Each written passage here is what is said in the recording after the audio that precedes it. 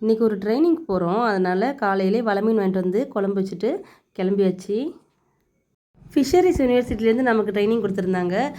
மீன் சம்மந்தமாக, மீன் மதிப்பு கூட்டு பொருள் தயாரித்தல் சம்மந்தமாக. அதுக்காக 3 நாள் ட்ரைனிங் போயிருந்தோம்.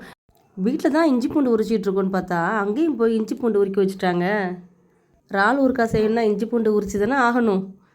சூரை மீனில் ஊறுகாய் மாதிரி செஞ்சு காட்டினாங்க. நம்ம ஊரில் சூரை மீன்லாம் அதிகமாக கிடைக்காது. அப்புறம் இறாலில் இட்லி பொடி செஞ்சு காட்டினாங்க.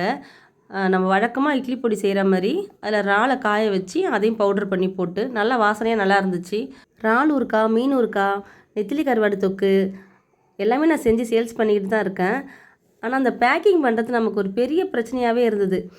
எப்படி பேக்கிங் பண்ணுறது, எப்படி சீல் பண்ணுறது, அதெல்லாமே கற்றுக் கொடுத்தாங்க. ரொம்ப யூஸ்ஃபுல்லாக இருந்துச்சு. ஒரு நாள் போனதே தெரியல.